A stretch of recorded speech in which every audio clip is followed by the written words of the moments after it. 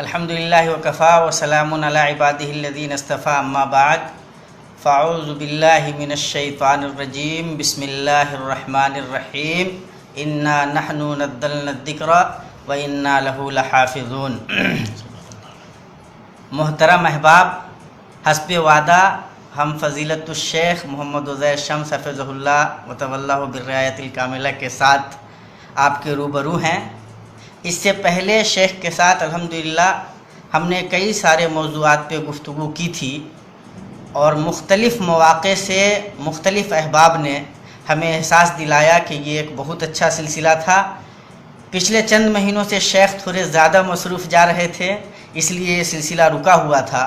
ہم نے جب دوبارہ شیخ سے یہ گزارش کی تو الحمدللہ شیخ اس کے لیے تیار ہوئے اور اس سلسلے کا یہ پہلا پروگرام انشاءاللہ ہم آپ کے سامنے پیش کرنے جا رہے ہیں۔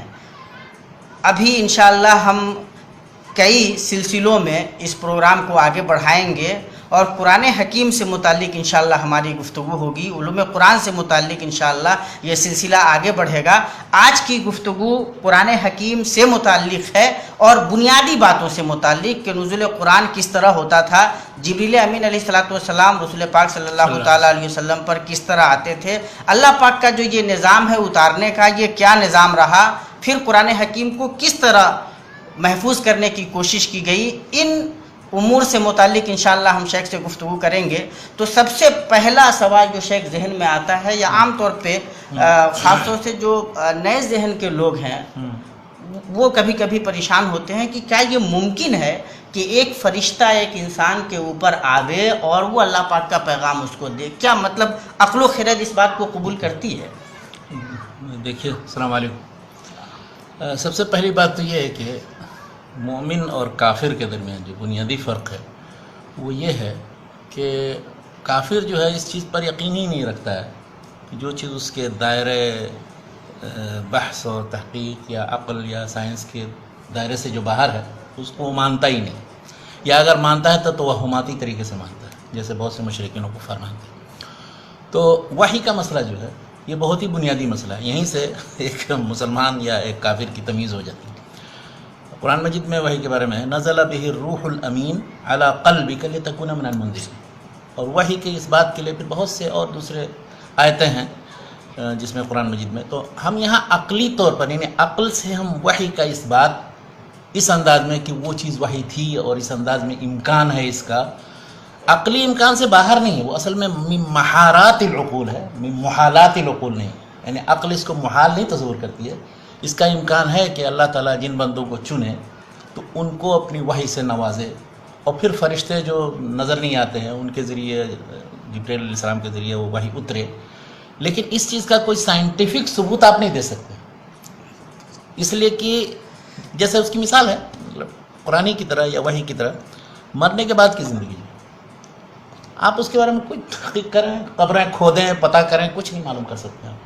اس کے بعد کیا ہوگا، جنت جہنم، یہ سب چیزیں دائرے عقل سے باہر ہیں، بلکہ حتیٰ کہ وہ متکلمین جو عقیدے کی کتابیں لکھتے ہیں تو ان چیزوں کو وہ سمعیات کہتے ہیں، یعنی ان چیزوں سے متعلق اللہ نے، اللہ کے رسول نے اور قرآن میں جو کچھ بیان کر دیا ہے، حدیث میں جو کچھ اللہ کے رسول صلی اللہ علیہ وسلم نے بیان کیا، ان کو مانتے ہیں، تسلیم کرتے ہیں، اس میں عقل سے بحث نہیں کرتے، حالانکہ وہ الہیات کے بارے میں بہت عقل سے بحث کرتے ہیں۔ تو میرے کہنے کا مقصد یہ ہے کہ وحی کا امکان عقل کے خلاف نہیں، تو اب جب امکان آپ تسلیم کر لیں گے تو اب دوسرا مرحلہ یہ رہ جاتا ہے کہ جو شخص یہ دعویٰ کر رہا ہے کہ مجھ پر وحی نازل ہو رہی ہے، اس شخص کے کردار اور اس کی زندگی اور اس کی صفات کا جائزہ لیں کہ کیا وہ جھوٹا ہے، جھوٹ سے دعویٰ کر رہا ہے، مثلا دوسرے لوگوں سے معاملہ جھوٹ کا کر رہا ہے، چیٹ کر رہا ہے، نقصان پہنچانے کی بات کر رہا ہے، تو جب وہ انسانوں کے ساتھ نہیں چیٹنگ کی بات کر رہا ہے، دھوکے کی بات کر رہا ہے، تو اللہ تعالیٰ کے اوپر کیسے اتہام بن سکتا ہے؟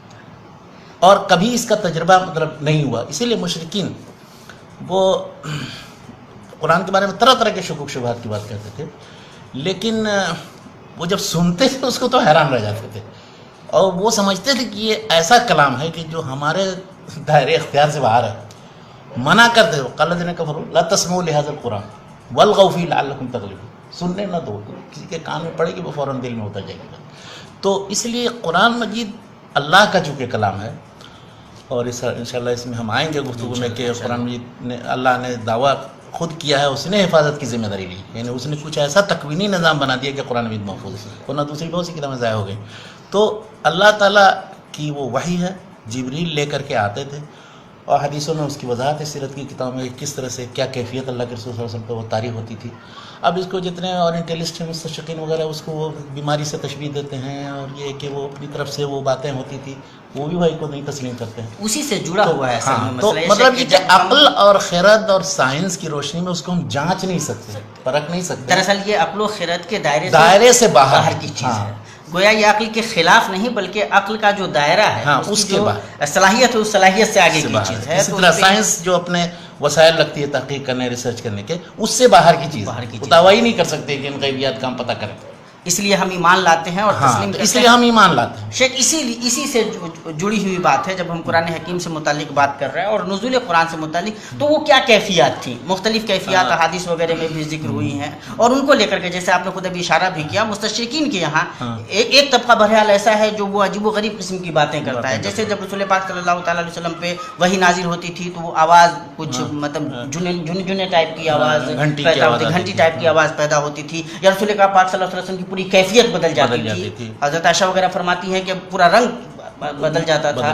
حضرت زید بن ثابت غالباً وہ فرماتے ہیں کہ ایک مرتبہ رسول پاک صلی اللہ علیہ وسلم کی ہمارے زانوں پہ تھے تو ایسا لگا کہ یہ زانوں ٹوٹ کر پھٹ جائے گا. یا پھر جب اونٹنی وغیرہ پہ ہوتے تھے رسول پاک صلی اللہ علیہ وسلم وہ بیٹھ جاتی تھی بالکل. مطلب تو یہ جو پوری کیفیت ہے، کیا مطلب اس کیفیت کو کس طرح سے آپ دیکھتے ہیں؟ مطلب یہ سب مختلف کیفیتیں ہیں. ایک تو ہے کہ احیاناً یاتینی مثل سلسلۃ الجرس، اللہ کے رسول صلی اللہ علیہ وسلم نے فرمایا، تو وہ کیفیت ہوتی تھی. کبھی وہ اشد علیہ، یعنی وہ بہت تکلیف دہ کیفیت ہوتی تھی، وہ برداشت بس اللہ کے نبی کرتے تھے. تو اس کے بعد پھر وہ وحی القا ہو جاتا تھا، پھر بعد وہ کیفیت ختم ہو جاتی تو وہ صورت بدل جاتی تھی. کبھی کبھی یہ ہوتی تھی کہ آئی وحی تو رسول اللہ صلی اللہ علیہ وسلم کو چاہتے تھے، ایک صحابی بلکہ بیان کرتے ہیں کہ میں چاہتا تھا کہ کسی کو دیکھوں کہ کیسے وحی نازل ہوتی تھی، اللہ کے رسول صلی اللہ علیہ وسلم پر کیسی کیفیت. تو ایک بار یہ ہوا کہ ایسی کیفیت پیدا ہوئی تو وہ فلاں شخص کو بتایا جو چاہتے تھے، آ کر کے دیکھو. دونوں دور سے دیکھ رہے ہیں کہ اللہ کے رسول صلی اللہ علیہ وسلم کا چہرہ ایک دم سرخ ہو گیا اور بالکل عجیب کیفیت طاری ہو گئی، پسینے، حالانکہ ٹھنڈک کا زمانہ تھا لیکن وہ پسینے ہو رہے تھے اس کو، اور بالکل یعنی عجیب ایک اس طرح بھی کیفیت تھی. اس کے بعد پھر جب وہ ختم ہو گئی بات، پھر نارمل ہو گیا. تو ان چیزوں کو نہ آپ مرگی سے تشبیہ دے سکتے ہیں، نہ اور کسی دوسری بیماری سے تشبیہ دے سکتے ہیں، نہ ان کو توہمات و خرافات، اس لیے کہ وہ چیزیں واقعتاً وجود میں آئیں اللہ کے رسول صلی اللہ علیہ وسلم. اور رسول اللہ صلی اللہ علیہ وسلم اس یعنی فترے یا حصے یا وقت کے علاوہ دوسرے وقت بالکل نارمل طریقے سے رہتے تھے اور کبھی اس طرح کی کیفیت نہیں ہوئی. اور پھر اگر یہ اس طرح کی کیفیت ہوئی تو اگر وہ بیماری ہے تو بیماری میں پھر اس طرح کا کلام، اتنا معجز نظام وہ وجود میں کیسے آتا ہے؟ اب وہ بھی دعویٰ نہیں، خود وہ جب دوسرے نارمل حالت میں رہتے تھے تو ان کی گفتگو معروف ہے، حدیثیں جو ہیں یا ان کا کلام جو ہے وہ بالکل دوسرے انداز کا ہے. جو شخص بھی دیکھے گا حدیثوں کو پڑھے گا، چاہے ان کے کتنے بھی جوامع الکلم ہیں، اس میں اور قرآن میں زمین آسمان کا فرق ہے، یعنی خلط ملط ہو ہی نہیں سکتا. تو قرآن مجید کا اپنا ایک اسلوب اور اپنا ایک انداز. اور دوسری چیز اس کی یہ حقانیت کی دلیل یہ ہے کہ اس میں خود نبی کریم صلی اللہ علیہ وسلم سے متعلق بعض چیزیں ایسی ہیں کہ اگر وہ چھپاتے کچھ چیزوں کو نہیں بیان کرنا چاہتے تو ان چیزوں کو چھپا لیتے، لیکن نہیں چھپائے. اب جیسے سورہ عبس و تولى ہے، یا ایسی بعض آیتیں ہیں کہ جن میں یہ ہے کہ مثلا اللہ کے تعالیٰ نے ان کو کہ اگر یعنی لقطعنا منه الوتين وما منكم نادر، یعنی اگر وہ دعویٰ کر کے ہماری طرف منسوخ کر دے لو تقول علینا بعض الاقاویل لاخذنا منه باليمين ثم لقطعنا منه الوتين، یہ یا پھر وہ یا جو نبی لما تحرم ما حل لك، اس طرح کی چیزیں کیسے وہ بیان کرتے؟ تو اس لیے اس سے سمجھ میں آتا ہے کہ جو کچھ نازل ہوتا تھا من ون ویسی اللہ کے رسول صلی اللہ علیہ وسلم پھر بیان کرتے تھے، اور اس کے بعد پھر وہ کاتبان وحی ہوتے تھے جو لکھتے تھے. تو اللہ کے نبی صلی اللہ تعالیٰ علیہ وسلم پہ جو وحی نازل ہو رہی تھی اس کی کل کتنی کیفیتیں تھیں؟ شیخ جبریل امین علیہ الصلوۃ والسلام آتے تھے، یا کبھی ایسا بھی ہوتا تھا کہ ڈائریکٹ مشافہتاً اللہ تبارک و تعالیٰ سے کوئی بات ہوئی ہو، میں ورائے حجاب وغیرہ کی کوئی کیفیت، یا پھر دل میں ایسے ڈال دیا گیا ہو جبریل امین نہیں آئے، کل ایسی کتنی کیفیت؟ وہ قرآن میں 3 چیزوں کا ذکر ہے کہ وحی او میں ورائے حجاب او یاتی، یعنی یہ 3 کیفیتیں ہوتی کہ دل میں بات ڈال دے اللہ تعالیٰ، جیسے اکثر اللہ کے رسول صلی اللہ علیہ وسلم کے ساتھ ہوتا تھا کہ قرآن مجید کا نزول تقریباً وہ علی قلبک لتکون من المنذرین، یعنی دل پر نزول ہوتا تھا. بلکہ سورہ قیامہ میں جب آپ پڑھیے تو جب آتے تھے جبریل علیہ السلام اور سناتے تھے تو وہ جلدی جلدی پڑھنے کی کوشش کرتے تھے کہ کہیں بھول نہ جائیں اور چھوٹ نہ جائے کچھ. تو لا تحرک به لسانک، دیکھیے اس سے یہ سمجھ میں آتا تھا کہ یہ نہیں آ کر کے جبریل کہہ رہے ہیں کہ یہ پڑھو تو اس کے بعد وہ پورا دہراتے ہوں. لا تحرک به لسانک لتعجل به ان علینا جمعہ وقرآن. جمع کا مطلب ہے دل میں بیٹھانا، یہ ہمارا کام. آپ بس اس وقت تلقی کرتے رہیے، حاصل کرتے رہیے جو آپ کو مل رہا ہے. جمعہ وقرآن، قرآن اس کے بعد اس کو پڑھانا. فَإِذَا قَرَأْنَاهُ فَاتَّبِعْ قُرْآنَ ثُمَّ إِنَّ عَلَيْنَا بَيَانَ. تو مقصد یہ ہے کہ ساری چیزوں کی ذمہ داری اللہ تعالیٰ نے لی. اب یہ کیفیت اور اس کی جو بعض صورتیں اس کی ظاہر ہیں وہ تو معلوم ہے، لیکن اب وہ کیسے دل میں جم جاتا تھا اور کیسے جبریل علیہ السلام کبھی انسانی شکل میں بھی آتے تھے، کبھی وہ سلسلۃ الجرس کی طرح کی آواز ہوتی تھی، کبھی یوں ہی بیٹھے ہوئے چہرہ متغیر ہو گیا، لوگوں کو کچھ سمجھ میں نہیں آتا تھا، لیکن وہی نازل ہو رہی ہے.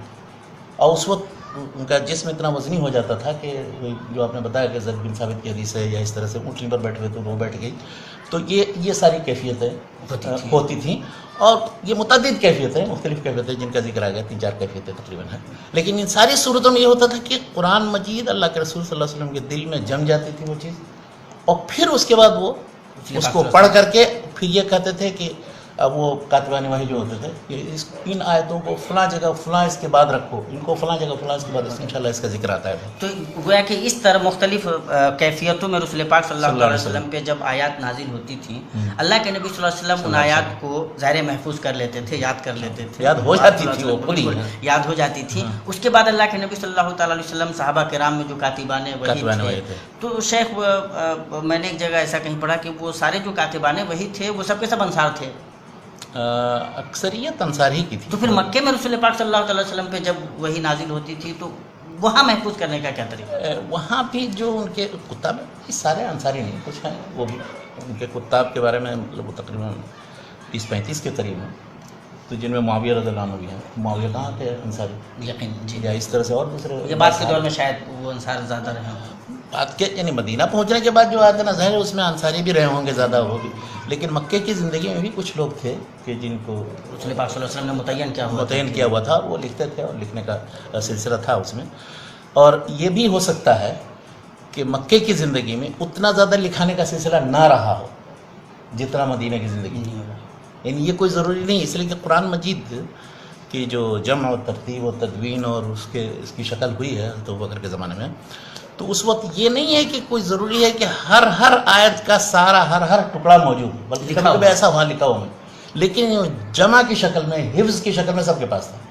تو جو ٹکڑے مختلف طرح سے مختلف وسائل پر لکھے ہوئے تھے وہ سب جمع کیے گئے، تو اکثر تو مل جاتے تھے وہ، لیکن بعض ٹکڑے ایسے ہیں کہ جو مثلا نہیں ملے کسی جگہ. اسے وہ مطلب کاغذ تو زمانے میں تھا نہیں، کاغذ لکھتے کیسے تھے؟ مختلف وسائل تھے اس کے، مثلا نہیں کہ درخت کی چھال ہے اس سے بنا لیتے تھے کوئی چیز لکھنے کے لیے، پتھر کی سیل ہے اس کو پتلی تراش کر کے اس پہ لکھ لیتے تھے، یا مثلا چمڑا ہے جلد ہے اس پہ لکھ لیتے تھے. تو اس طرح کے مختلف کافی وسائل تھے، تو مشقت تھی. اسی لیے کسی کے پاس قرآن مجید کا کوئی نسخہ لکھا ہوا صحابہ کرام کے زمانے میں، رسول اللہ کے زمانے میں مکمل کسی ایک آدمی کے پاس نہیں تھا. کسی کے پاس کچھ آیتیں صورتیں ہیں، کسی کے پاس کچھ ہیں، کسی کے پاس. لیکن بہرحال رسول پاک صلی اللہ علیہ وسلم پہ جب وحی کا نزول شروع ہوا ہے تو کتابت کا سلسلہ شروع ہوا. پھر انہوں نے جو کاتبین وحی کو کہا کہ ہر آیت کو مثلا فلاں آیت کے بیچ میں رکھو، اتنے ٹکڑے کو فلاں جگہ رکھو. اس سے یہ سمجھ میں آتا ہے کہ آخر تک جب اللہ کے رسول صلی اللہ علیہ وسلم رہے تو پھر وہ یعنی قرآن مجید کا جتنا حصہ نازل ہوا تھا وہ سب اپنی اپنی جگہ لکھا جا چکا تھا. مکمل ترتیب وہی ہے رسول پاک صلی اللہ علیہ وسلم نے بتائی تھی. اور پھر دوسری بات یہ کہ صحیح بخاری میں ہے، شروع میں ہے وہ حدیث کہ اللہ کے رسول صلی اللہ علیہ وسلم ہر سال دورہ کرتے تھے قرآن. تو اب دورہ میں ظاہر ایک ترتیب سے پڑھتے رہے ہوں گے. تو قرآن مجید کی جو ترتیب ہے جب تک جتنا حصہ نازل ہوا تھا اتنا اسی ترتیب سے اللہ کے رسول صلی اللہ علیہ وسلم کی ترتیب، یہ توقیفی ترتیب. یہ نہیں ہے کہ اب لوگوں نے لکھ رکھا ہوگا، مثلا کسی نے ابو بکر کے مصحف، ابو ابن مسعود کے مصحف میں، علی کے مصحف میں کوئی دوسری ترتیب رہی ہو، اس لیے کہ انہوں نے اپنے طور پر درج کیا تھا.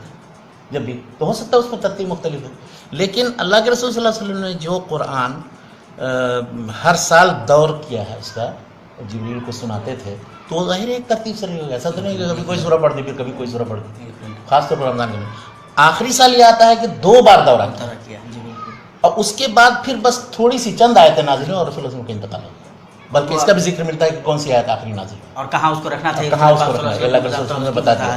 تو جیسے مکے میں وہ جیسے حضرت عمر رضی اللہ تعالیٰ عنہ کی کے جو ایمان لانے کا واقعہ ہے شیخ، اس میں جو حضرت غالباً جو خباب بن عتیق جو صحابی تھے، جو انہوں نے مصحف جو نکال کر کے ان کو دیا تو سورۃ طٰہٰ وغیرہ لکھا ہوا تھا. مصحف وہ مطلب مصحف کا مطلب یہ نہیں تھا کہ پوری کتاب تھی، کسی بھی جیسے چند ورق، 4 ورق، 2 ورق، 3 ورق بھی ہو، اس کو بھی صحیفہ کہا جاتا ہے. صحیفہ کہا جاتا ہے. تو اب وہ سورۃ طٰہٰ کی آیتیں اس میں لکھی ہوئی تھی، طٰہٰ ما انزلنا علیک القرآن لتشقیٰ، تو یہ آیتیں نہیں ہوں گی، لکھی ہوئی ان کے پاس. اس کا یہ مطلب تو ہے کہ مطلب شروع ہی سے جیسے رسول پاک صلی اللہ علیہ وسلم پہ وہی نازل ہو رہی ہے تبھی سے لکھنے کا جو سلسلہ ہے، یہ مکی زندگی کے اوائل کی بات ہے. بالکل حضرت عمر رضی اللہ عنہ کے اسلام لانے کا وقت ہے، یا تو اس وقت سے بھی لکھتے تھے، یہ نہیں ہے کہ نہیں لکھتے تھے. لیکن میں نے جیسا کہا کہ وہ پورا قرآن مجید مکمل شکل میں، یا کہ جتنا نازل ہوا ہے اتنا مرتب شکل میں ہر ایک کے پاس نہیں تھا. تو شیخ جب وہ مرتب شکل میں ہر ایک کے پاس نہیں تھا، رسول پاک صلی اللہ علیہ وسلم کی وفات تک بھی اس کو باضابطہ ایک مصحف میں جمع نہیں کیا گیا، تو پھر یہ صحابہ کرام ایسے حافظ کیسے تھے پوری ترتیب کے ساتھ؟ اور دیکھیے یہی تو اصل فرق ہے. ہم لوگوں کا جو مزاج اس وقت دنیا میں بن گیا ہے، وہ یہ سمجھتے ہیں کہ قرآن مجید ایک کتاب ہے، اس کو الف سے لے کر کے یہ تک، سورہ حمد سے لے کر کے ناس تک یاد کر لینا، حفظ کر لینا. وہ حفظ کا مطلب یہ نہیں سمجھتے. حفظ کا مطلب یہ کہ جو چند آیتیں نازل ہوئیں ان کو پڑھیں، ان کو سمجھیں، ان پر عمل کریں، اور پھر اس کی طرف دعوت دیں، اس کے لیے اپنی جان قربان کر دیں. یہ مطلب تھا حفظ. حفظ مع فہم مع تطبیق اور عمل اور دعوت. اس طرح سے اگر قرآن مجید ہم پڑھنا شروع کر دیں تو آپ دیکھیے کہ کوئی سورہ ہم کتنے جلدی اور کتنے اس میں ختم کرتے ہیں. ابھی تو یہ کہ ہم تلاوت کرتے ہیں، جلدی ختم کیسے کر رہے ہیں قرآن مجید کو. اور اس سلسلے میں مسابقہ بھی ہوتا ہے کہ ایک شخص ایک دن میں کتنی مرتبہ قرآن پڑھتا ہے. تو ان لوگوں کا مقصد یہ تھا کہ کیوں تھوڑا قرآن مجید میں خود ہے کذالک لنثبت به فؤادک، تھوڑا نازل کرتے تاکہ آپ کے دل میں بیٹھے، اس کے بعد پھر عزم کے ساتھ اٹھیں، عمل کریں اس پر، اس کی طرف دعوت دیں، اس سلسلے میں جو مصائب ہیں وہ جھیلیں. پھر جب جس وقت جس طرح کی چیز کی ضرورت ہوگی اللہ تعالیٰ کی طرف سے اس کی رہنمائی کے طور پر یہ نازل ہوتی ہے. تو قرآن مجید کے نزول کا جو پورا یہ 23 سالہ عرصہ ہے وہ اسی طرح صحابہ کرام نے گزارا. تو صحابہ کرام کو پورا قرآن کریم یاد تو تھا؟ پورا سب کو نہیں یاد تھا. آپ کو یقین آئے گا، بہت سارے وہ صحیح حدیث جو آتی ہے کہ رسول اللہ صلی اللہ علیہ وسلم کی وفات کے بعد حضرت علی ایک گوشہ میں بیٹھ گئے. انہوں نے کہا کہ میں چاہتا ہوں کہ میں پورا قرآن یاد کروں. ان کو بھی یاد نہیں. اور بھی بہت چند صحابہ کرام تھے جن کو قرآن نہیں یاد ہے. میرے خیال سے 4 یا 7 یا 10 ایسی مختلف کلامات ہیں. بڑے کبار صحابہ پورا قرآن کے حافظ نہیں تھے، لیکن قرآن مجید جتنا نازل ہوا، جتنا ان کو علم تھا، جتنا انہوں نے اللہ کے رسول صلی اللہ علیہ وسلم سے سنا تھا، وہ سب سمجھیے کہ یاد بھی کیا، اس پر عمل بھی کیا، اس کی طرف دعوت دینے، اور اس کے بعد پوری زندگی قرآن کی تعلیمات پھیلانے میں گزاری. تو ان کے حفظ کا طریقہ دوسرا تھا، ہمارے حفظ کا طریقہ دوسرا ہے. ہم صرف وہ زیر زبر پیش اور الف لام اور اس میں مد ہے کیا کہ نہیں مد ہے یہ سب سیکھتے ہیں. ان کے یہاں فطری طبیعی چیز تھی. عربی میں جیسے الفاظ ادا کیے جاتے ہیں، ان کے یہاں بعد اور ذو کا کوئی فرق اور اختلاف نہیں تھا. بعد کا ایک ہی تلفظ تھا، 10 تلفظ نہیں ہے. ہمارے یہاں یہی تلفظ ہے. کوئی زال کیا چیز ہے، زے ہے، گو ہے، بعد ہے الگ ہے. شیخ تو گویا کہ اسی لیے جیسے حضرت عمر رضی اللہ تعالیٰ عنہ نے جب وہ رسول پاک صلی اللہ علیہ وسلم کی وفات کے بعد جب حضرت ابوبکر صدیق رضی اللہ تعالیٰ عنہ آیت پڑھی تو وہ کہتے ہیں مجھے ایسا لگ رہا ہے کہ گویا یہ آیت ابھی نازل ہو رہی ہے. اس کا مطلب یہ ہے کہ مطلب پورا قرآن حکیم تمام صحابہ کرام کو اس طرح سے یاد نہیں تھا، یا مستحضر بھی نہیں ہوتا تھا. کبھی کبھی بتایا جاتا تھا تب یاد آتا تھا. یا یہ کہ کوئی آیت ہے تو اس پہلو پر یا اس معنی پر نظر نہیں گئی ان کی، یا اس چیز کو بھی وہ تکلف سمجھتے تھے کہ سیاق میں مثلاً ایک چیز وہ اس سے سمجھ میں آ رہا ہے کہ ہاں یہ کوئی نہ کوئی چیز ہے کھانے پینے کی.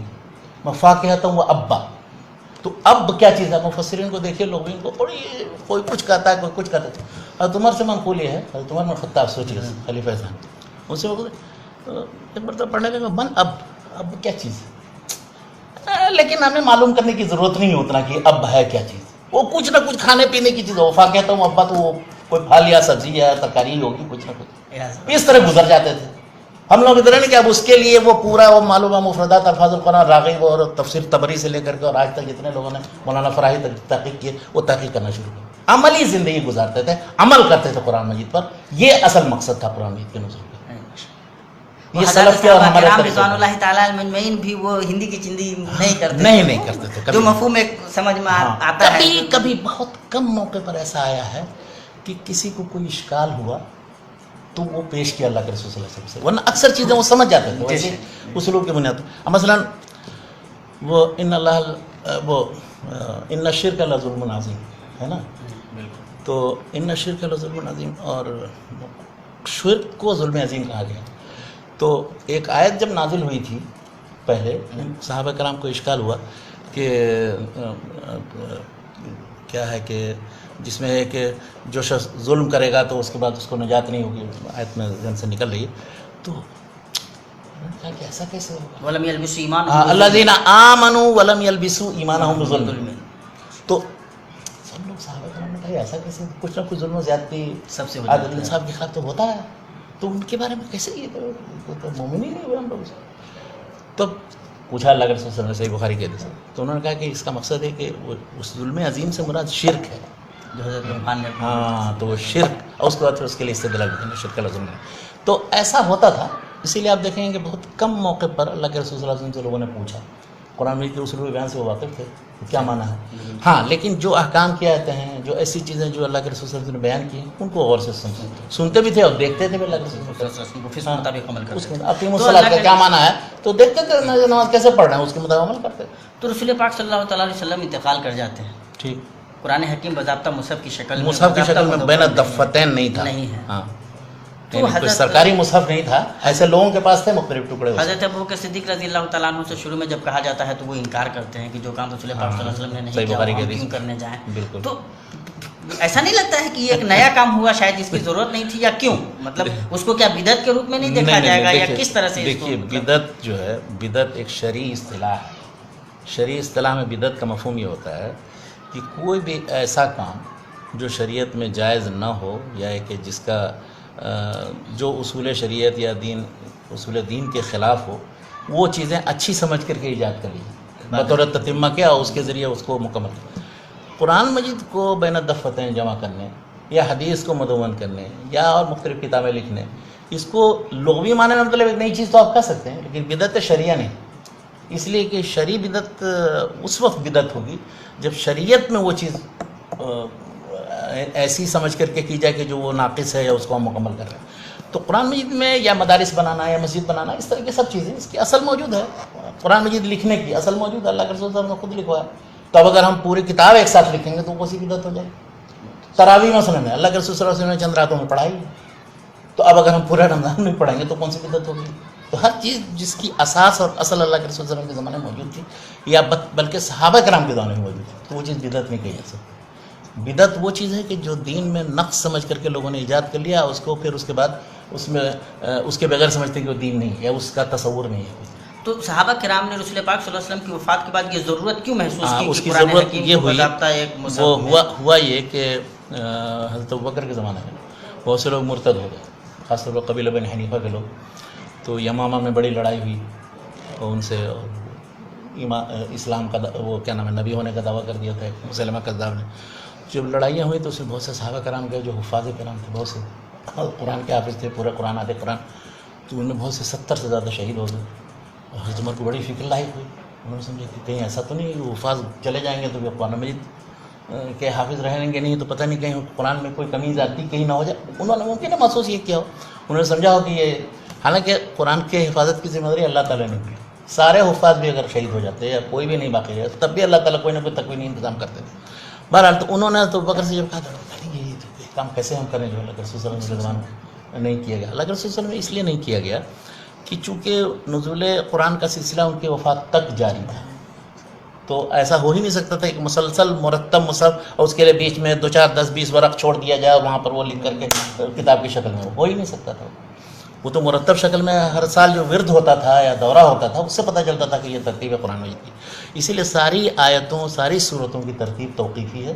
اور اس سلسلے میں جو لوگ بھی یہ دوسری رائے رکھتے ہیں کہ نہیں اس میں کوئی ترتیب بعد میں صحابہ کرام نے دی، سب غلط ہے.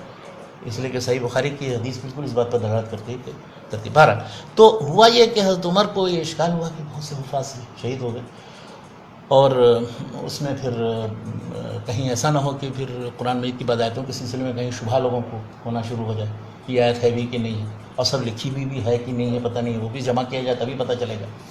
تو انہوں نے کہا کہ ایسا ہے کہ آپ بین الدفتین ایک سرکاری قرآن جو مدون کریں، اور اس کے لیے پھر ذمہ داری کس کو دی جائے تو زید بن ثابت تھے انصاری، ان کو بلائے کہ ان کے زمانے میں بھی کاتب وحی رہے.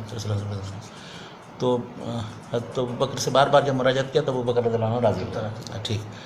اب اس کے بعد جب ان کو کہا مجھے اگر پہاڑ کہیں سے اٹھا کر کے دوسری جگہ لے جانے کے لیے کرتے تو وہ میرے لیے آسان تھا. یہ قرآن کا اتنا بڑا کام ہے میں کیسے کروں. زید بن ثابت نہیں. تو لیکن جب پھر ان کو اطمینان دلایا کہ نہیں کوئی بات نہیں, تو پھر انہوں نے پھر یہ کہ جتنے وہ لکھے ہوئے ٹکڑے تھے پتھر کی سیلوں میں یا پتوں پر یا چھال پر یا جلد چمڑوں وغیرہ پر, وہ سب اکٹھا کروائے. اور اس کے بعد جتنے حفاظ تھے ان میں حفاظ جو تھے ان کی ترتیب سے قرآن مجید کو لکھنا شروع کیا, اور وہ مکتوب نسخے بھی جو وہ نہیں. اور ہوا یہ کہ تقریباً مطلب پورے قرآن کا حصہ محفوظ بھی ملا اور مکتوب بھی مل گیا, سوائے ایک آیت کے کہ جو اس لکھے ہوئے حصے میں نہیں تھا. لیکن چونکہ وہ محفوظ تھا قرآن مجید میں تو کوئی مسئلہ نہیں تھا, لوگوں کو یہ اشکال نہیں تھا کہ یہ قرآن کون آیت تھی شیخ وہ؟ وَاتَّقُوا فِتْنَةً لَا تُصِيبَنَّ الَّذِينَ ظَلَمُوا مِنكُمْ خَاصَّةً. بہرحال تو پھر اس کے بعد وہ آیت جو ہے اس کی بنیاد پر وہ رکھی, یعنی وہی ایک آیت ہے جو اس وقت نہیں ملی. مطلب محفوظ باضابطہ لکھی ہوئی شکل میں صرف وہ ایک آیت نہیں, وہ ایک آیت نہیں ملی. حضرت زید بن ثابت رضی اللہ تعالیٰ عنہ اکیلے تھے یا ٹیم تھی ان کے ساتھ؟ اور بھی دوسرے جا رہے حفاظ کرام کی ٹیم تھی ان کے ساتھ کا ذکر آتا ہے. اور یہ سارے نسخے سب جس کے پاس بھی تھے وہ جمع کی. بلکہ اس سلسلے میں ایک بہت دلچسپ لطیفہ ہے کہ عبداللہ بن مسعود رضی اللہ عنہ کو تھوڑا تکلیف تھی, وہ سینئر صحابی تھے, تو ذمہ داری زید بن ثابت کو سونپ دی گئی.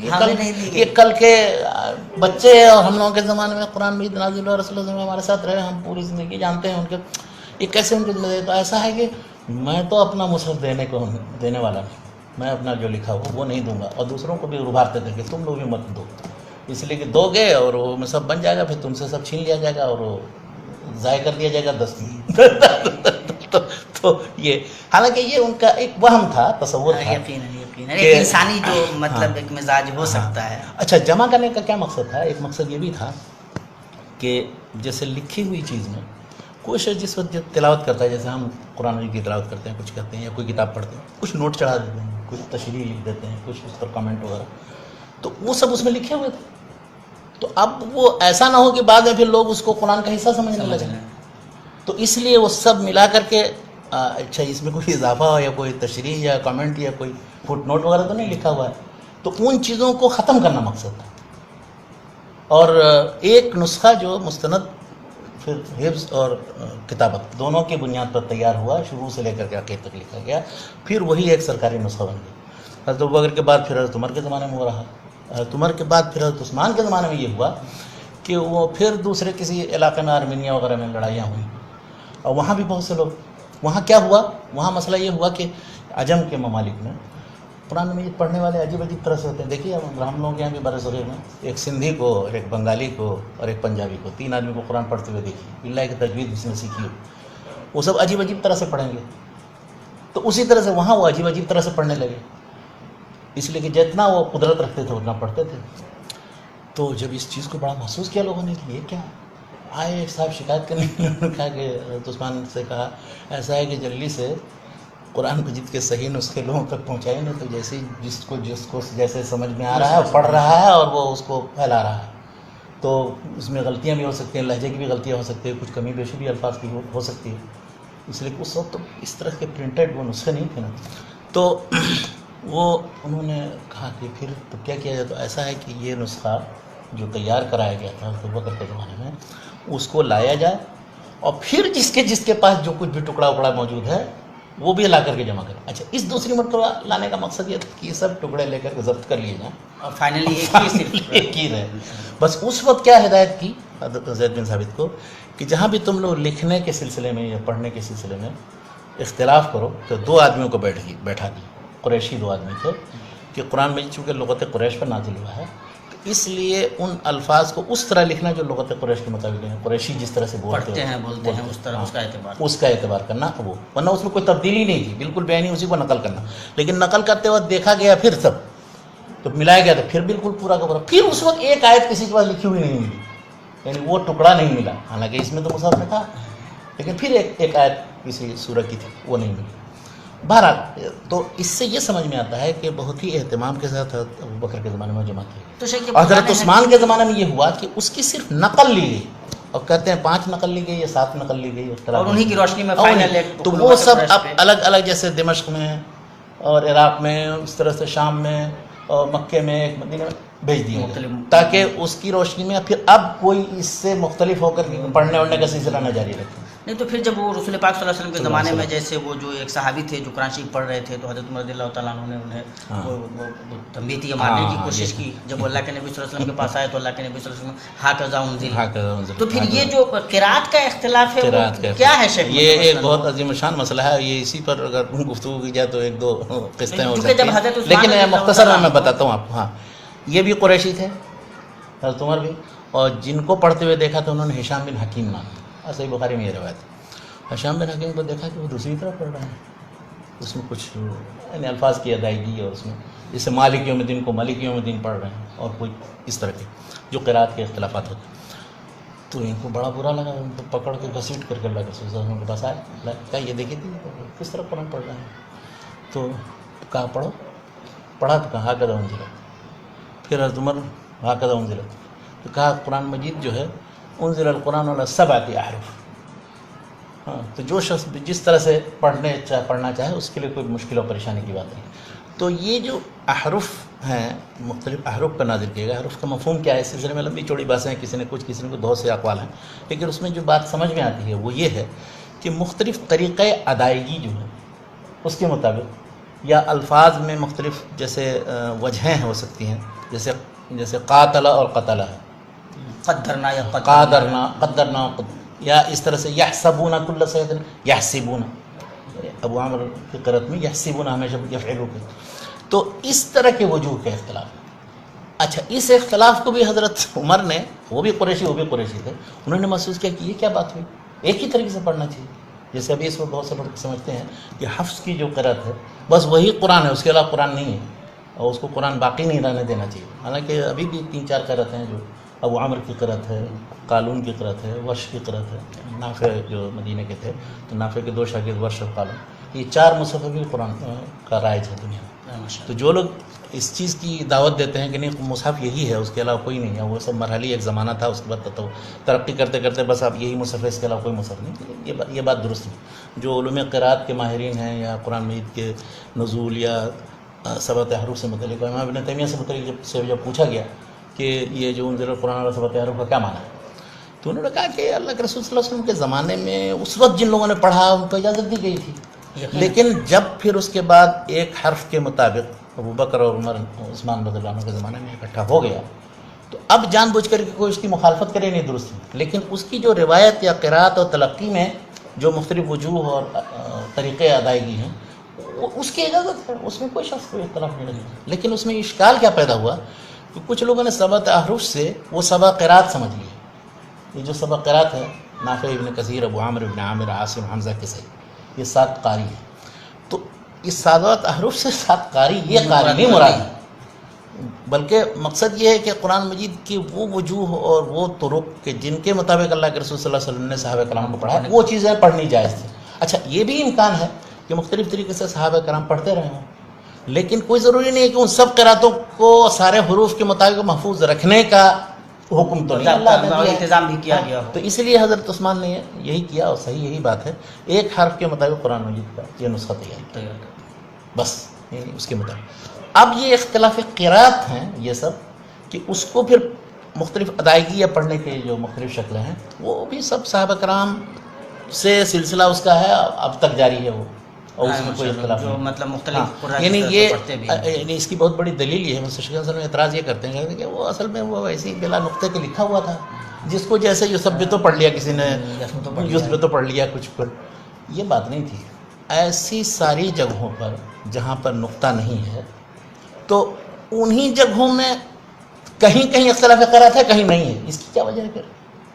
تو ہر جگہ ہونا چاہیے، ہر جگہ ہونا چاہیے تھا، ہر شخص اپنے طور پر پڑھ سکتا تھا، لیکن ایسا نہیں۔ اسی لیے کہا جاتا ہے کہ القراءۃ سنۃ متبع، یہ صرف پڑھنے اور حفظ و تلقی سے تعلق ہے، اس کا کتابت سے نہیں تعلق، یقیناً۔ ہاں، اس بس قراءت کے متواتر ہونے کے لیے شرط لگائی گئی ہے، 3 شرطیں جو لگائی گئی ہیں کہ وہ اولاً تو عربی زبان کے خلاف نہ ہو، ورنہ وہ شاذ ہو جائے گی قراءت، دوسرا رسم کے خلاف نہ ہو، یعنی ایک ہی میم لام کاف لکھا جائے اس کو اب ملک اور مالک دونوں پڑھ سکتے ہیں، لیکن اگر اس میں رسم ایسا ہے کہ اس میں آپ نہیں پڑھ سکتے رسم الخط تو وہ نہیں. اب تیسری چیز ہے کہ صحیح سند ہو، متصل سند صحیح ثابت ہو. ان تینوں کے بغیر قرات متواتر نہیں ہوتا. تو قرات سبع اور احرف سبع ان دونوں کو اولاً خلط ملط نہیں کرنا چاہیے. اور دوسری چیز ہے کہ یہ جو اس وقت ہم قراتیں مختلف جو پڑھ رہے ہیں یہ سب ایک ہی حرف کی ہیں، جس پہ حضرت جس پر حضرت ابوبکر نے اس کے بعد حضرت عثمان نے متعین کر دیا. تو جب حضرت ابوبکر صدیق رضی اللہ تعالیٰ عنہ قرآن حکیم کو ایک مصحف میں جمع کر رہے تھے اور جب حضرت عثمان جمع کر رہے تھے تو دونوں میں کیا فرق تھا شیخ؟ ہاں دونوں میں فرق یہ ہے، کچھ فرق تھا اسباب کا تو فرق تھا جو میں نے بتایا، لیکن ایک دونوں کے جمع میں فرق یہ ہے کہ حضرت ابوبکر نے تو بین الدفتین ایک مرتبہ قرآن مجید بین الدفتین جمع کر دیا، یعنی ایک مصحف کی شکل دی، کتاب کی شکل دی. حضرت عثمان نے یہ کیا کہ اسی سے 5 نقلیں لیں اس چیز کا خیال کرتے ہوئے کہ لہجت قریش یا لغت قریش کے مطابق ان چیزوں کا رسم اور کتابت تشکیل کر. یہ دونوں میں فرق، یعنی یہ نہیں ہے کہ پھر انہوں نے الگ سے جمع کرا. ذکر آتا ہے حدیث میں، بخاری کی حدیث بہت لمبی حدیث ہے وہ، کہ جس میں یہ ہے کہ کس طرح سے سارے سب کے ٹکڑے جمع کیے. تو ان ٹکڑوں کو جمع کرنے کا مقصد یہ ہے کہ ان کو جمع کرنے کے بعد اور اس میں جو بھی لغت قریش یا لہجت قریش کے خلاف ہو اس کو ساقط کر دیا جائے، ختم کر دیا جائے. اب اس کے بعد انہیں ایک مرحلے تک گویا ایک طرح سے اجازت تھی، اللہ کے رسول صلی اللہ علیہ وسلم نے دی تھی. اور شخص اس وقت مثلا حذیلی ہے کو عین پڑھتے تھے، حتی حین کو حتی عین. تو اب اس طرح کے سارے اختلافات جو ہے وہ سب ختم کرو، قریش کے لہجے کے مطابق قرآن پڑھو. تو انہوں نے یہ کارنامہ انجام دیا کہ وہ پورے جو متعدد طریقے سے لوگ پڑھنے کہ وہ درست سمجھتے تھے یا جائز سمجھتے تھے اس کا سلسلہ بند کر دیا، بلکہ جتنے باقی وہ سب کو دریا بند کیا کر دیا، جلا دیا، سب کو طلب کرا دیا. مطلب رہنے ہی نہیں دیا رہنے گیا، ہی باضابطہ نہیں ہی ایک رہنے ہی نہیں مطلب منظم کر دیا گیا، ایک باضابطہ کتاب کی شکل میں. اور اسی مصحف کو جو سرکاری مصحف ہے اسی کے جو 4-5 نقلیں ہیں ہر جگہ وہ اس مصحف کا اتباع کرنے کا بس اس کے علاوہ باضابطہ لوگوں کو حکم آرڈیننس جاری کیا گیا. تو اللہ کے نبی صلی اللہ تعالیٰ علیہ وسلم کے زمانے میں نہیں لکھا گیا، حضرت ابوبکر صدیق رضی اللہ تعالیٰ عنہ کے زمانے میں پہلی مرتبہ یعنی لکھا کہ ایک مصحف کی شکل، باضابطہ کتاب کی شکل میں لکھا تو گیا لیکن باضابطہ کتاب کی شکل دی گئی. پھر حضرت عثمان رضی اللہ تعالیٰ عنہ کے زمانے میں باضابطہ سرکاری آرڈیننس کے تحت لغت قریش پہ اس کو مرتب مختلف اس میں جو اور وجوہ کتابت یا قرات تھے وہ ختم کر کے مختلف جو سلطنت ریاست 5 جو بڑے بڑے شہر تھے وہاں بھیج دے، مصر میں، شام میں، عراق میں. ایک مرحلہ تک تو قرآن حکیم آ کر کے جمع ہو گیا، لیکن پھر جو اس میں اعراب کا مسئلہ ہے، نقطہ وغیرہ ڈالنے کا مسئلہ ہے، یہ اس کے بعد اس کی کب ضرورت پیش ہوئی اور کیوں؟ مطلب وہ اس کا اصل میں یہ وہی جو ہے نا ضرورت ایجاد کی ماں ہے.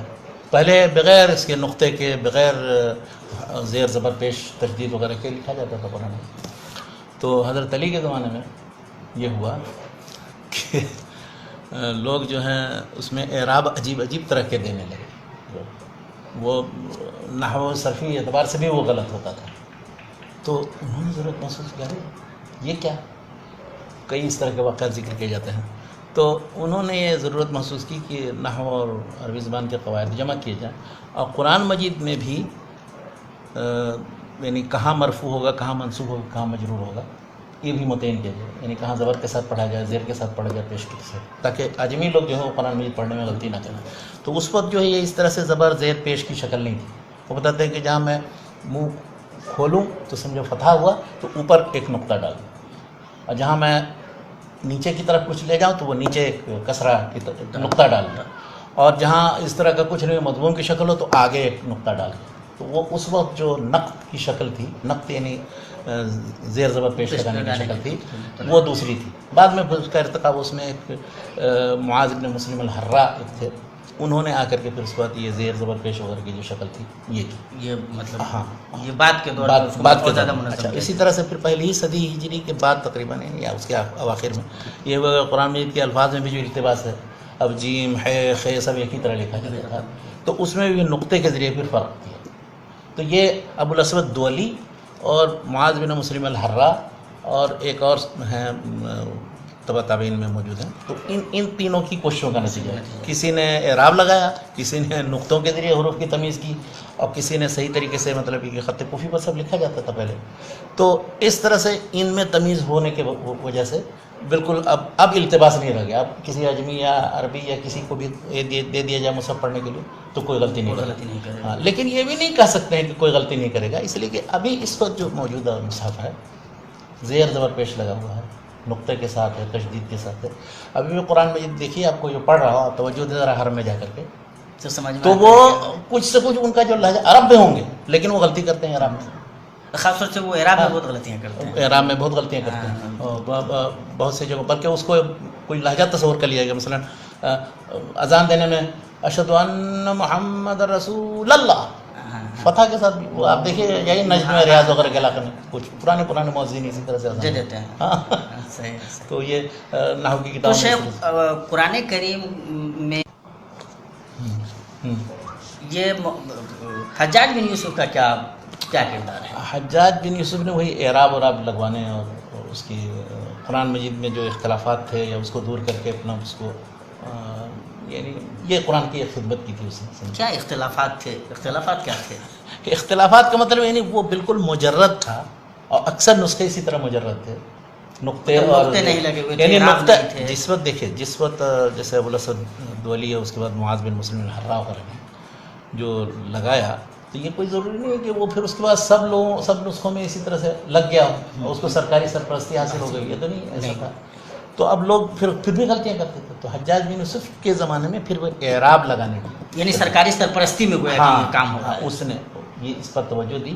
انہوں نے کہا نہیں، اس کے بغیر جو ہے قرآن مجید بہت غلط پڑھیں گے. عربوں کا حال بہت برا ہے، تو پھر اجمیوں کا اور کیا حال ہے. اور چونکہ خود وہ کافی زبان دان آدمی تھے حجاج بن یوسف. تو ہاں، اگرچہ وہ بہت ظالم ہے، مشہور ہے کہ بہت ظلم کیا اس نے، اور سعید بن جبیر جیسے تابعیوں کو قتل کرا، لیکن یہ کام اس کا ایسا ہے کہ بہرحال اس کو تسلیم کرنا پڑے گا. اور اس کی وجہ سے بہرحال قرآن مجید میں جو زیر زبر پیش اور اس سلسلے میں جو تمیز ہوئی، اس کی وجہ سے اس کی حفاظت کا پہلو کا پیش نظر تھا، تو اس کے قابل قبول چیز ہے، بلکہ اچھی چیز ہے.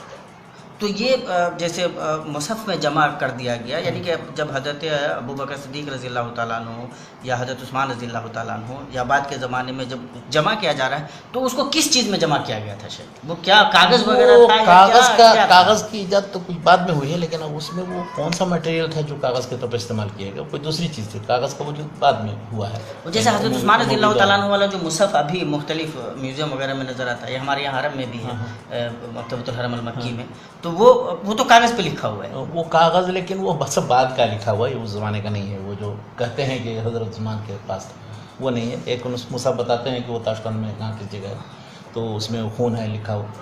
وہ مصحف بھی جو ہے وہ کچھ لوگ کہتے ہیں کہ ہے صحیح، کچھ لوگ کہتے ہیں کہ نہیں، وہ بھی تقلیدی اور منقول ہے. ہاں، منقول ہے. وہ خط تو ہے، خط کوفی.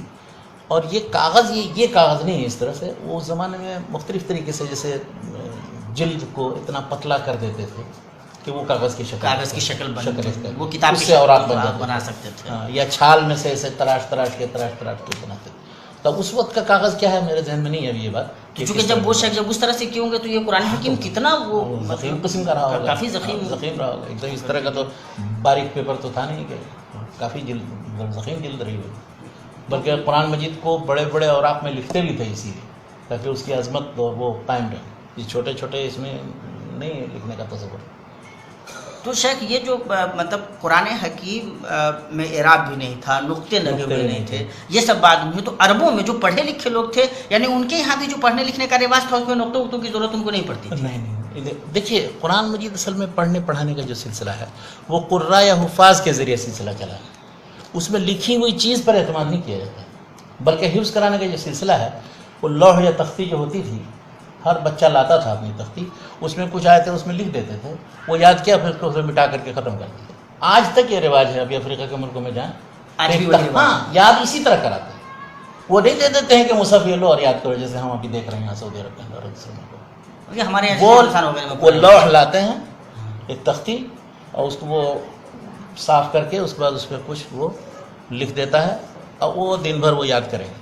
دوسرے دن پھر اس کو مٹا کر کے پھر دوسرا لکھیں گے اور وہ یاد کریں گے اور وہ سناتے ہیں.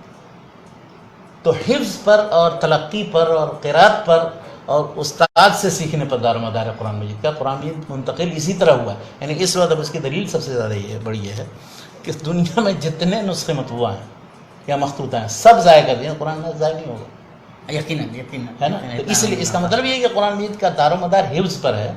اور اس چیز کو مستشرقین یا کفار سمجھتے نہیں. وہ ابھی ڈھونڈ رہے ہیں کہ وہ قرآن مجید کا کون سا قدیم نسخہ ہے جس میں وہ مکمل نسخہ ہے، سب سے قدیم کون سا ہے. اس کے بعد کون ہے اس کے بعد وہ نسخہ کیسے ضائع ہوا, مسلمانوں میں لاپرواہی کیوں کی, یہ سب محمل قسم کے سوالات, یہ سوالات ہی سب محمل ہیں. وہ سمجھتے ہی نہیں کہ قرآن مجید جو ہے تلقی کے ذریعے, حفظ کے ذریعے اور قرأت کے ذریعے اور حفاظ کے سینے میں آئی ہے اور سینے سے سینے میں منتقل ہو کر کے اب تک پہنچی. وہ اگر کتاب نہ بھی ہو تو نہ کوئی بھی ہو مسئلہ کچھ نہیں. ابھی اگر سب دنیا کی کوئی کتاب ایسی نہیں ہے قرآن مجید کے علاوہ کہ اگر اس کے سارے مطبوعہ نسخے مخطوطہ نسخے ضائع کر دیے جائیں تو پھر وہ وجود میں دوسرے ہی دن چندر میں ایک بچہ بھی وہ پورا قرآن مجید جو سنا دے گا, ٹیپ کر لے اس کو. اور اب تو اور وسائل ایسے پیدا ہو گئے جیسے ٹیپ ریکارڈر ہیں اور مختلف اب جو مطلب کیا کہتے ہیں ضائع ہونے کی کوئی شکل. اسی کو اللہ نے اسی لیے کہا کہ انا نحن نزلنا الذکر و انا لہ لحافظون. تو شیخ یہ ماشاءاللہ جو زبان سے بھی کہیں نہ کہیں اس کا تعلق تھا. عربوں میں مطلب وہ لوگ جو پڑھے لکھے لوگ تھے, جب وہ مثال کے طور پر رسول پاک صلی اللہ علیہ وسلم جو خطوط لکھوا رہے ہیں یا اللہ کے نبی صلی اللہ علیہ وسلم کی جو حدیثیں لکھی جا رہی ہیں تو ان میں بھی یہ نقطے اور اعراب وغیرہ یہ سب وہ جو ملے ہیں دیکھیے ان کو دیکھیے تو ویسی تھے. وہ نقطوں کا وجود ہی بعد میں ہوا ہے, حرکات وغیرہ کا تو اور بعد میں وجود ہوا, جیسے میں نے کہا زیر زبر پیش لگانے کے بعد میں وجود ہوا. تو ان کے ہاں نقطے اور زیر زبر پر دار و مدار نہیں تھا اس کا, بلکہ عرب تو فخری اس بات پر کرتے ہیں کہ ہم حفظ کرتے ہیں ساری چیزیں. بلکہ ایک شعر سن لیجئے اسی پر, استودع العلم قرطاسا فضيعه, استودع العلم قرطاسا فضيعه لبئس مستودع العلم القراطيس. یعنی لکھ کر کے لوگوں نے علم کو ضائع کر دیا. یہ جو لکھ کر کے جو علم کو اکٹھا کرنے کے لیے قرطاس یا کاغذ بنایا ہے لوگوں نے, یہ کتنا برا ذخیرہ علم کو اکٹھا کرنے کا ہے. سینے میں علمی معی حیثما یممت ینفعنی صدری وعاء لو لا بطن صندوق, اور لیس بعلم ما حوى القمطر, کتابوں میں جو وہ علم نہیں ہے, ما العلم الا ما حواه الصدر. تو حفظ پر دار و مدار تھا. اور یہ چیز جو ہے ایک لطیفہ کے طور پر بتاؤں میں حفظ پر دار و مدار اور حفظ کی اہمیت کا. علامہ عبدالعزیز میمن جو پروفیسر وہ علی گڑھ میں تھے, عربی شعبہ عربی میں سن 1952 تک تھے وہاں, 1925 سے 52 تک. تو وہاں ایک ہیڈ آف ڈپارٹمنٹ جو ان کے زمانے میں تھے وہ ٹریٹن تھا. ٹریٹن وہ عربی کا ایک بہت اچھا ماہر آدمی تھا. تو وہ مخطوطات کے شعبے میں بیٹھے, کوئی شعر کا مجموعہ تھا, ادب کی کتاب تھی, وہ کچھ الفاظ اس میں پڑھے نہیں جا رہے تھے. تو یہ نئے آئے تھے اس وقت علی گڑھ میں 25 کے بعد, میمن صاحب. ان سے کہا کہ یہ ذرا پڑھنا تو انہوں نے وہ شعر یاد تھا ان کو, وہ پڑھ دیا. اس کے بعد کا پورا قصیدہ بھی پڑھ دیا. وہ ہکا بکا. انہوں نے کہا کہ میں آج تک یہ سنتا تھا اور پڑھتا تھا کتابوں میں کہ ان کو اتنا یاد تھا, اتنی لاکھ حدیث یاد تھی, اتنی ہزار یاد تھی, یہ سب میں جھوٹ تصور کرتا ہوں, لیکن تم جیسے آدمی کو دیکھ کے اب یقین ہوتا ہے کہ تو حفظ پر دار و مدار تھا, کبھی بھی لکھی ہوئی چیز پر اعتماد نہیں. تو پھر جب وہ غالباً رسول پاک صلی اللہ علیہ وسلم کی طرف منسوب حدیث کے بارے میں مجھے زیادہ پتہ نہیں, قید العلم بالکتاب, قید العلم بالکتاب یہ حدیث صحیح نہیں ہے, لیکن صحیح مسلم کی ایک حدیث ہے جو دوسری ابو سعید خدری کی حدیث ہے جو, تو اس میں یہ ہے کہ رسول اللہ صلی اللہ علیہ وسلم نے منع کیا ہے لکھنے سے. بعد میں پھر اس کے بعد پھر اجازت دی گئی ہے تو پھر لوگوں نے کہا, لیکن اجازت کی حدیثیں اتنی موجود ہیں. اللہ کے رسول صلی اللہ علیہ وسلم نے کئی خطبے, مثلا وہ جو عرفات کے میدان میں دیا, خطب ابی شاہ کہا, اس طرح سے اور بھی کتابت کی. اس سلسلے میں بہت کام ہوا ہے. اب تو مطلب یہ موضوع ایسا نہیں رہ گیا ہے اس سے مطلب کسی کو تشکیک اور شبہ. تو گویا کہ قرآن حکیم کی حفاظت کا جو کام ہوا وہ دو طرفہ ہوا. ہاں, حفظ کے ذریعے بھی اور لکھنے کا بھی پورا اہتمام باضابطہ کیا گیا. اور شروع دور سے جب سے رسول پاک صلی اللہ علیہ وسلم پہ قرآن حکیم کا نزول شروع ہوتا ہے تب سے اس کی کتابت کا بھی سلسلہ شروع ہو جاتا ہے. تو حفاظت گویا کہ اللہ پاک نے اپنے اس کلام کی ہر دو طریقے سے کی. بہت سارے الفاظ مطلب پیدا سینہ پہ سینہ یہ نقل ہوتا چلا گیا, اور ساتھ ہی ساتھ کتابوں کی شکل میں بھی باضابطہ. پھر جیسے جیسے ضرورت محسوس کی گئی اس حساب سے پھر اعراب وغیرہ کی اور دوسری جن چیزوں کی نہ بتائی, یہاں تک کہ قرآن مجید اس وقت ابھی بھی بالکل اسی طرح محفوظ ہے جس طرح سے. پھر جب انہوں نے اعراب لگا دیا, وہ حجاج بن یوسف صاحب کے کہنے پہ اعراب لگایا گیا, تو اب یہ اعرابوں کا اختلاف کیوں سامنے آتا رہتا ہے؟ اعرابوں کا اختلاف یہ ہے کہ انہوں نے لگا دیا تھا تو انہوں نے ایک نسخے میں لگایا, اس کے مطابق جو پڑھنے والے لوگ تھے, قراء تھے, حفاظ تھے, اس طرح سے پڑھتے تھے. لیکن عام مصاحف میں تو نہیں اعراب لگے ہوئے تھے. تو جس نے جیسے اللہ کے رسول صلی اللہ علیہ وسلم نے پڑھا تھا اس کی تلقی کی تھی, وہ تو نہیں چھوڑ دے گا, سلسلہ چلتا رہا, وہ تو چھوڑے گا, وہ سلسلہ چلے. لیکن وہ سب شاذ قرأتیں یا جو اس رسم مصحف کے خلاف تھی وہ سب ختم ہو گئی, ساقط ہو گئی. لیکن اب جیسے میم لام کاف لکھا ہوا, اب انہوں نے دیکھیں اس میں کیا ہے, اگر آپ کھڑا زبر بنا دیں تو مالک ہی پڑھ سکتے ہیں, اور وہی اسی زبر کو ایسے دے دیں تو ملکی ملکی پڑھ پڑھ سکتے ہیں. اس میں الف لکھنے کی آپ کو ضرورت نہیں ہے. تو اس طرح کے ہی اکثر جتنے قرآت کے وجوہ میں جو اختلافات ہیں وہ اسی قسم کے وہ اسی قسم کے ہیں. اور یہ سب چیزیں اللہ کے رسول سے ثابت ہیں. یہ نہیں ہے کہ وہ ثابت نہیں ہے اور لوگوں نے اپنے طور پر جیسے چاہا مسلم میں پڑھ لیا. یہ غلط. وہ جو اعراب لگانے کی ضرورت پڑی اس لیے کہ کوئی شخص اگر بغیر قاری کے بھی پڑھنا چاہے تو وہ پڑھ سکے صحیح, اس لیے حجاج بن یوسف نے سوچا. یہ نہیں ہے اس لیے کہ قرآن مجید کبھی پھر غلط چاہے وہ بالکل اعراب سے ختم کر دیا جائے, وہ قاری حافظ وہی پڑھائے گا اور وہی یاد کرے گا جو سلسلہ چلا آ رہا ہے. صحیح جو مصحف ہیں وہ آپ کو مطلب اس کا جو اہتمام طباعت وغیرہ کا بھی سلسلہ ہوا ہے موجودہ دور میں, تو ایک جو بہت ہی آتھینٹک قسم کا جو مصحف چھپا وہ 1952-50 میں تقریباً مصر کی حکومت میں چھپا. وہ تقریباً سارے جتنے ابھی اس وقت مصاحف ہیں ان سب کی بنیاد ہے. اسی طرح سے بر صغیر کے اندر مصاحف مختلف چھپتے رہے. 19ویں صدی میں 20ویں صدی میں سینکڑوں ہزاروں نول کشور نے چھاپا, ہندوؤں نے چھاپا, دوسرے لوگوں نے 12. لیکن اس سلسلے میں جو مطلب اچھی کوشش ہوئی وہ دو طرح کے اداروں میں. ایک انجمن حمایت اسلام لاہور میں, اس میں ایک صاحب تھے پروفیسر ظفر اقبال صاحب, انہوں نے بڑی اہتمام کے ساتھ پھر اس میں ایک نسخہ انہوں نے چھاپا تھا انجمن حمایت اسلام کا نسخہ. اس کے بعد پھر تاج کمپنی والوں نے جو اس کے سلسلے میں اہتمام کیا. تو لوگوں نے اس وقت اب اسی طرح مجمع الملک فہد لطبات القرآن کریم کا جو نسخہ ہے, تو ان نسخوں کے اب شائع ہونے کے بعد اب آپ اس سے ملا کر کے مثلا دوسرے نسخوں کو دیکھیں گے جس میں زیر زبر دوسرے اثر لگا ہوا ہے یا کہیں کسی جگہ کچھ ساقط ہے یا نقص ہے یا کسی میں نقطہ کم ہے, تو وہ غلط نسخے نہیں تھے. مطلب وہ چونکہ سرکاری سرپرستی میں اتنے اہتمام کے ساتھ نہیں تیار کیے گئے تھے, لیکن پڑھنے میں نہیں غلطی ہوتی تھی. پڑھنے میں وہ سب وہی صحیح پڑھتے. وہ جو سلسلہ جیسے سلسلہ آیا وہ سلسلہ باقی رہا. تو لکھا ہوا اگر غلط بھی ہو جائے تو اس سے کچھ قرآن مجید پر اثر نہیں پڑتا. مستشرقین نے ڈاکٹر حمید اللہ صاحب نے اپنے وہ جو خطبات بھاولپور اس میں ذکر کیا, ایک دلچسپ واقعہ ذکر کیا, کہا کہ مستشرقوں کی ایک بار تلاش یہ ہوئی کہ قرآن مجید کے سارے قدیم نسخے جمع کیے.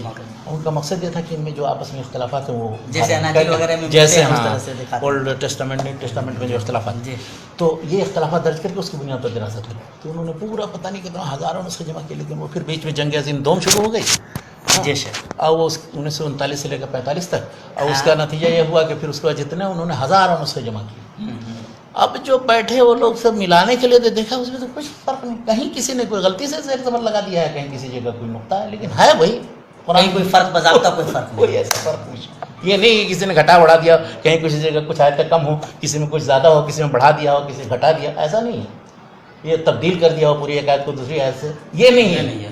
لیکن اب نقطے کی غلطی تو ہو سکتی ہے, انسانی غلطی, تو وہ پھر اس کا تو پروگرام ہی فیل ہو گیا اور پورا پروجیکٹ ہی فیل ہو گیا, اس پر کوئی کام ہی نہیں ہوا. وہ ایک اور مستشرق تھا منگانا, ہاں, اس کو ایک ٹکڑا ملا 1906 کے قریب, اور وہ اس نے کہا یہ ٹکڑا ہے اور یہ بہت قدیم ہے اور اس سے ہم جب ہمارے موجودہ مصحف کا مقارنہ کرتے ہیں تو اس میں یہ اختلافات پائے. اس کا مطلب قرآن مجید کے رسم الخط اور اس میں کتابت میں اور یہ موجودہ شکل میں پہنچنے اور ارتقاء ہوتے ہوتے یہاں تک پہنچے. اسی کا ایک شاگرد تھا, اس کا نام تھا آرتھر جفری. اس نے کتاب چھپی المصاحف ابن ابی داؤد کی. تو اس کے مقدمے میں اس نے تصور یہ دیا کہ پہلے قرآن میں مختلف نسخے تھے, بعد میں حضرت ابوبکر نے ایک بنایا ہے, اور اس کے بعد پھر حضرت عثمان نے اور کم کر کے, اس کے بعد پھر مختلف لوگوں کو اجازت تھی ہر طرح پڑھنے کی, جیسا چاہتے تھے پڑھتے تھے. یہاں تک کہ 7 قاری جب منتخب کر دی گئی تو باقی لوگوں کے قرضیں ختم ہو گئے. یہ 7 قاری بھی اب ان کے مصحف چلتے رہے, لیکن مختلف عوامل کی وجہ سے صرف یہ 2-3 جو ہے رہ گئے ہیں. اب اس میں بھی سب سے زیادہ غالب جو ہے عاصم کا, تو لوگ یہ سمجھ رہے ہیں کہ یہی صحیح ترین مصحف. اس کا تصور یہ ہے کہ ہمیشہ ہر طرح پڑھنے کی اجازت تھی. یہ نہیں سمجھ رہا ہے کہ وہ حفظ پر دار مدار تھا, مطلب یہ جو بنیاد ہے وہ بنیاد اس سے کہنے بنیاد ہی مطلب وہ سمجھ ہی نہیں پا رہے ہیں کہ وہ یہ سمجھ رہے ہیں کہ لکھے ہوئے پر ہمارا اعتماد. قرآن کے سلسلے میں مکتوب چیز پر کوئی اعتماد نہیں. یہ خلاصہ ہے فائنل مسلمانوں کے یہاں پڑھنے کا جو پورا سلسلہ ان کے یہاں سینہ بسینہ لینے کا ہر جگہ اقرا ہے, اکتب میں کہا گیا ہے. شیخ ہم لوگ بالکل اب اپنے آخری اسٹیج پہ ہیں, وقت بھی ہمارا ہو رہا ہے. اس طرح تو آپ چلیں گے تو قرآن مجید اور قرآن مجید کی تفسیر, اصل تو قرآن مجید کی حفاظت, اس کی تعلیمات کی حفاظت, ہاں تو انشاءاللہ اس کے احکام و مسائل اور اس پر عمل کرنے, اس کی طرف دعوت. انشاءاللہ آج کی جو گفتگو ہوئی شیخ ہماری, اس سلسلے میں ہمارے اخوان احباب جب وہ مطالعہ کرنا چاہیں, پڑھنا چاہیں, تو ان کو کن کتابوں سے رجوع کرنا چاہیے اس سلسلے میں؟ اردو, عربی اور دوسری زبانوں میں جو کچھ لکھا گیا ہے, تاکہ وہ بہتر طریقے سے استفادہ کر سکیں. اس سلسلے میں تو میں دیکھ کے نہیں آیا تھا لیکن جو میرے ذہن میں اس وقت ہے چند چیزیں. سب سے پہلی چیز تو یہ کہ علوم قرآن سے متعلق کوئی بھی ایک مستند کتاب جیسے الاتقان فی علوم القرآن ہے یا برہان ہے زرکشی کی, یا اس طرح سے موجودہ دور میں ایک ہے مناہل العرفان فی علوم القرآن, یہ زرقانی کی. تو یہ مناہل العرفان میں, یا اس طرح سے اور بھی کوئی چھوٹی کتاب ہو علوم قرآن کے تعلق سے, جیسے سبی صالح کی کتاب ہے مباحث فی علوم القرآن, یا منا قطان کی. ان سب لوگوں نے تقریباً قرآن مجید کی تدوین اور جمع ترتیب اور اس کی کیا تاریخ رہی ہے اس پر لکھا ہے. ایک شیعہ مصنف ہے جو موجودہ دور میں, اس کا نام ہے ابو عبداللہ زنجانی, اس نے ایک تاریخ القرآن پر ایک کتاب لکھی ہے. اردو میں ایک مولانا اسلم جرائج پوری جو مشہور عالم تھے, تو ان کی ایک کتاب ہے تاریخ القرآن. تو ان سب لوگوں کا لب لباب وہی ہے کہ کس طرح سے عہد نبوی تک جمع تھا, اور اس کے بعد میں تدوین ابوبکر کی کیا شکل تھی, تدوین عثمان کی کیا شکل تھی, اور پھر کسی طرح کی. مستشرقین نے جو چیزیں لکھی ہیں بطور اعتراض, جیسے آرتھر جیفری نے کتاب المصاحف نبی داؤد کے مقدمے میں جو انگلش اور اردو عربی مقدمے میں, تو اس کے جواب یا نقد کے طور پر کئی آدمیوں نے لکھا ہے. اور اس سلسلے میں جو سب سے کامیاب کوشش ہے وہ ہے ڈاکٹر محمد مصطفیٰ العظمی صاحب. جی. انہوں نے قرآن مجید سے متعلق, اس کتاب کا نام میں بھول رہا ہوں, مطلب کہ قرآن مجید کے متن کے دراسے سے متعلق, اس کے نسخوں اور اس کے متعلق ایک کتاب ہے, وہ امریکہ سے چھپی ہے انگلش میں. ہاں انگلش میں. جیسے حدیث کے سلسلے میں اسٹڈیز ان ارلی حدیث جائے گی, تو اس کا بھی کچھ اسی طرح کا نام, اسٹڈیز ان قرآنک ٹیکسٹ یا ایسے کچھ نام, ایم اعظمی ڈالیں اور اس کے بعد پھر وہ نیٹ میں نکل آئے گا. تو انہوں نے سب سے بہترین کوشش کی. اسی طرح سے ایک وہ ہیں ترکی مصنف جو ڈاکٹر فؤاد سیزکین, تو ڈاکٹر فؤاد سیزکین صاحب نے بھی اس تاریخ التراث العربی کے مقدمے میں جو علوم قرآن کا حصہ ہے, قرآن مجید کی تدوین و تاریخ, اس میں بھی بہت سے شکوک شبہات انہوں نے دور کرنے کی کوشش کی. اور اردو میں دو ایک ببلیوگرافیاں یعنی فہرستیں ہیں جو قرآن مجید کے تعلق سے مختلف پہلوؤں پر جو لکھا گیا ہے, جو کچھ چھپی ہوئی ہیں جو چیزیں اردو میں. دو ایک ڈاکٹر ابو سفیان اصلاحی صاحب ہیں, انہوں نے کتابیات قرآن کے نام سے قرآن مجید کے متعلق جو کتابیں ہیں ان کو اردو میں دستیاب ہوئی ہیں, اگرچہ اس میں بہت غلطیاں ہیں, تبات ہوئی ہے اور تکرار بھی بہت ہے. اور دوسرا ہے کہ اردو پرچوں کے اندر جو مختلف قرآن سے متعلق مضامین اشاریہ, تو یہ دو اشاریہ انہوں نے تیار کیا, دلی میں چھپی ہے. تو ان دونوں سے ابو سفیان اصلاحی صاحب علی گڑھ میں پروفیسر ہیں, ہمارے دوست ہیں. تو یہ اردو کی سطح. عربی میں اگر مختلف مضامین, مقالات, کتابیں, چیزیں دیکھنی ہیں تو ایک ہے کشاف الدوریات العربیہ کے نام سے, کشاف الدوریات عربیہ. ہاں انہوں نے یہ کیا کہ علوم قرآن یا قرآن والے حصے میں سارے چیزیں تاریخ قرآن سے متعلق جتنے لوگوں نے آباس لکھے ہیں اس میں آپ دیکھیں. اب کتابی شکل میں نے بتایا کہ یہ جامع کتابیں جو علوم قرآن کی ہیں وہ اگر پڑھ لیں, سبی صالح کی کتاب ہے, منا قطان کی کتاب ہے, یا اس طرح سے زرقانی صاحب کی کتاب ہے, یا پرانی کتابوں میں الاتقان ہے, البرہان زرکشی کی. تو انشاءاللہ تاریخ قرآن اور علوم قرآن کے اور دوسرے مختلف پہلو اس سے مختلف چیزوں کا پتہ ہو جائے گا. کیونکہ شیخ ہمارا وقت بھی ہو گیا ہے, ہم شیخ کے بہت زیادہ شکر گزار ہیں. اللہ تبارک تعالیٰ سے دعا کرتے ہیں کہ اللہ تبارک تعالیٰ شیخ کے علم میں برکت دے, صحت میں برکت دے, اور شیخ سے ہمیں استفادہ کرنے کی بہتر توفیق دے. ہم احباب سے بھی گزارش کریں گے کہ شیخ کو دعاؤں میں یاد رکھیں, اور ساتھ ہی ساتھ یہ جو شیخ کے ساتھ ہم بیٹھ کر شیخ سے یہ وقت لیتے ہیں, شیخ کا قیمتی وقت ہم لیتے ہیں, تو ہم آپ سے گزارش کریں گے کہ یہ اس صدقہ جاریہ کو جتنا آپ پھیلا سکتے ہوں انشاءاللہ پھیلائیں. اور ہم آپ سے وعدہ کرتے ہیں کہ انشاءاللہ یہ سلسلہ ہمارا جاری رہے گا. علوم قرآن سے متعلق شیخ کے ساتھ ابھی ہماری کئی اور گفتگویں انشاءاللہ ہوں گی, کئی اہم مباحث انشاءاللہ سامنے آئیں گے, اور ہمیں اللہ کی ذات سے پوری امید ہے کہ انشاءاللہ ہم بہتر استفادہ کر سکیں گے. ساتھ ہی ساتھ اور بھی جو علوم ہمارے رہ گئے ہیں, بہت سارے مباحث ہیں, بہت سارے علوم ہیں, فنون ہیں جن پہ شیخ کی الحمدللہ بہت گہری نظر ہے, لیکن ہم ابھی تک وہاں تک نہیں پہنچ سکے ہیں. انشاءاللہ یہ سلسلہ رہے گا, اور ہمیں اللہ کی ذات سے امید ہے اور شیخ سے یہ توقع رکھتے ہیں ہم کہ شیخ انشاءاللہ وقت نکالیں گے. ہفتے میں عام طور پہ انشاءاللہ ہم سنیچر کے دن شیخ کا 1 گھنٹہ لیں گے, اور انشاءاللہ یہ سلسلہ جاری رکھیں گے. انہی چند کلمات کے ساتھ ہم آپ سے اجازت لیتے ہیں, اس اپیل اور گزارش کے ساتھ کہ اس سچائی کو, اس بڑی نعمت کو اپنے تک محدود مت رکھیے, اپنے احباب سے شیئر کیجیے, دوسروں تک پہنچائیے, تاکہ علم کی خدمت ہو سکے, دین کی خدمت ہو سکے, اور یہ جو نعمت ہے یہ نعمت اوروں تک بھی پہنچ سکے. وجزاکم اللہ خیرا وبارک اللہ فیکم, والسلام علیکم ورحمۃ اللہ وبرکاتہ.